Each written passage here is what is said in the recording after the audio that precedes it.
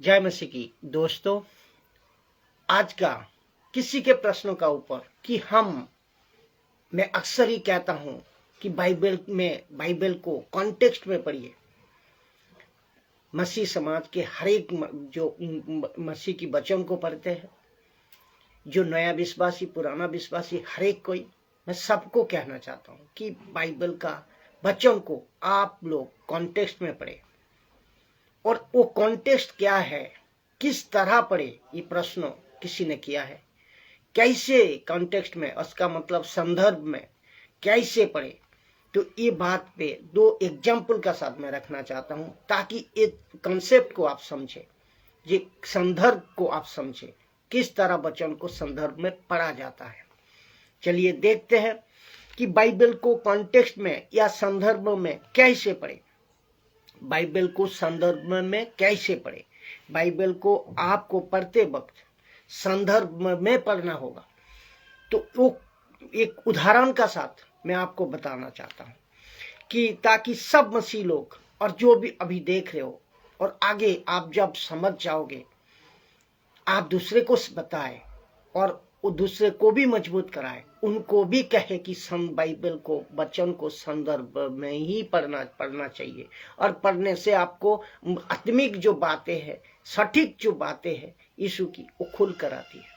तो इसको आप समझे ताकि सब मसीह सेवकों को मैं स्वागत करता हूं, इस वीडियो को देखें और दूसरे तक शेयर करें। तो आप अभी फेसबुक में मुझे देख रहे हो, ये वीडियो अपलोड होने के बाद यूट्यूब में भी इस अपलोड होता है हर एक वीडियो। तो आप लोग यूट्यूब को भी फॉलो करें, सब्सक्राइब करें और बेल आइकन को दबाएं, जिसका द्वारा आपका हर एक नोटिफिकेशन जो परमेश्वर का वचन आप तक पहुंचे और आप उसमें देखे, समझे और एडुकेटेड होते जाए।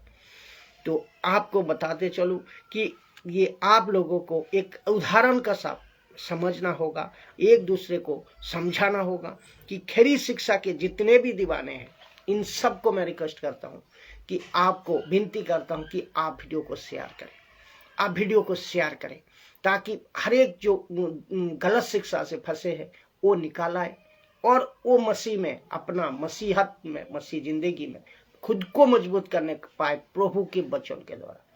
और एक सिर्फ और सिर्फ हो सकता है खरी शिक्षा का प्रचारक का द्वारा, खरी प्रचार यीशु के प्रचार के द्वारा, यीशु के वचन के द्वारा। तो आइए चलते हैं इस वचन को, इस कॉन्सेप्ट को समझते हैं। बहुत ध्यान से सुनिएगा कि बाइबल को कॉन्टेक्स्ट में कैसे पढ़ा जाता है। एक उदाहरण है साहब कि आप समझ जाओगे कि पौलुस ने कहता है पहला करंथियों 14 अध्याय 34 में, 34 या 35, 34 और 35, पहला करंथियों 14 अध्याय 34 और 35 नंबर वचन में पौलुस कहता है कि वो कहता है कि स्त्रियां कलेसिया के सभा में चुप रहे, स्त्रियां कलेसिया के सभा में चुप रहे। ये बात को लिखा है कौन सा वचन में? 34 में। लेकिन वचन 35 कहता है अगर वे कुछ सीखना चाहे, कौन? स्त्रियां सीखना चाहे तो अपने पति से जाकर पूछे, अपने पति से जाकर पूछे। तो कॉन्टेक्स्ट यहाँ, संदर्भ यहाँ पे कि स्त्रियों को कहा वचन 34 में, और स्त्रियों कौन, ये स्त्री कौन है उसको संदर्भ समझना होगा। ये वचन का एक वचन को अगर ऊपर से पढ़ो या नीचे से पढ़ो, दोनों ऊपर नीचे कॉन्टेक्स्ट को मिलाना है, पढ़ना है।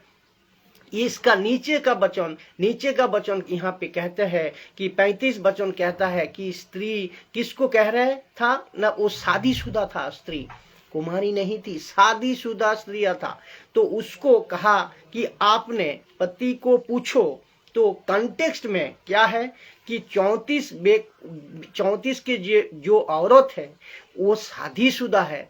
कब पता चलता है? वचन 35 में पता चलता है। क्यों? पति को पूछो। तो पति को पूछना मतलब पति का अधीन में स्त्री है। तो ये कॉन्टेक्स्ट कहाँ पर पता चला? 35 में।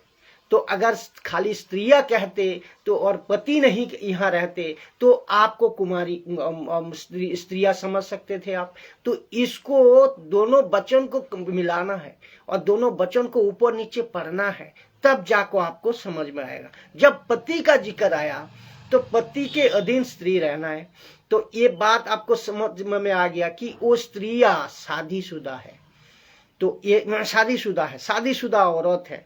तो ये कॉन्टेक्स्ट मिलता है यहाँ पर 35 में। तो दूसरा एग्जाम्पल आपको याद होगा, यीशु की पहाड़ी उपदेश में यीशु ने कहा, ये पहला पॉइंट, पहला एग्जाम्पल आप समझे, कॉन्टेक्स्ट यही तरह होते, इस तरह ही होता है। और इसी तरह बाइबल को दोनों वचन ऊपर नीचे हर एक वचन को टैली करके उसका कॉन्टेक्स्ट को निकालना है, मेन चीज को निकालना है, तो उसको कहते हैं कॉन्टेक्स्ट।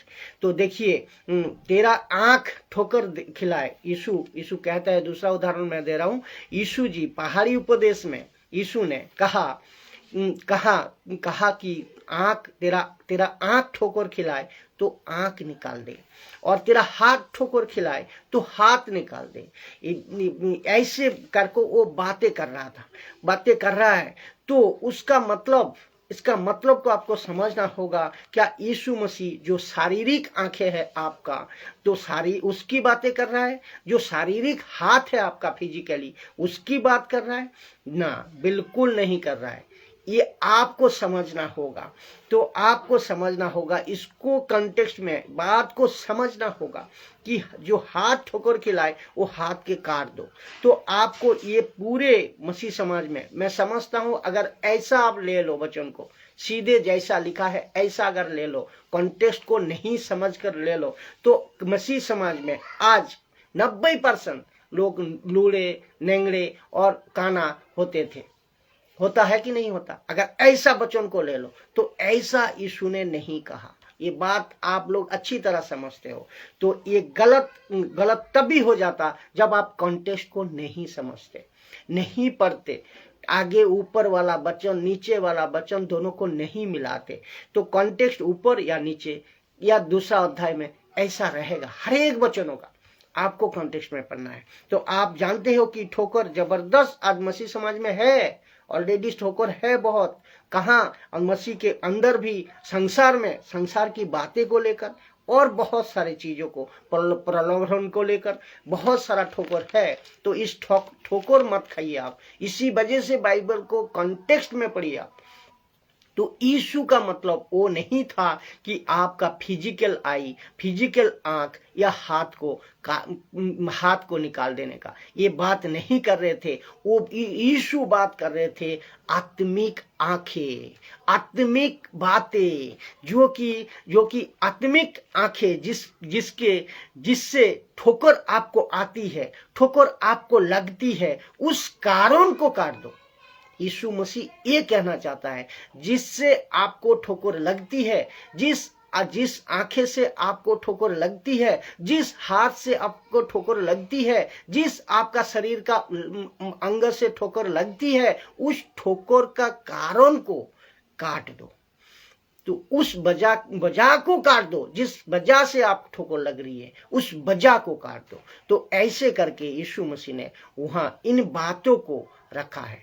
तो ये संदर्भ है, इसको कहता है संदर्भ, इंग्लिश में कहता है कॉन्टेक्स्ट।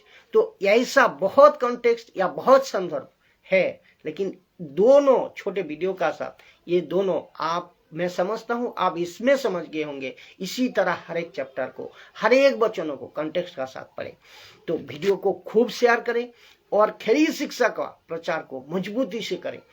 और हर वीडियो को जो गलत तरीके से शिक्षा ले रही है, जो गलत सोच का साथ शिक्षा पा रही है, वो उन तक पहुंचाए, उसका आंखें खोले और वो मजबूत होने पाए मसीह में। सिर्फ और सिर्फ वचन का द्वारा एक मसीह मजबूत हो सकता है। अगर वचन को सही तरह वो लिया, वचन को सही तरह खुद लेना, खुद लेकर चलना और दूसरे को बताना और दूसरे को मजबूत कराना, तब जाको आप एक मसीह में मजबूत और पक्का बन सकोगे।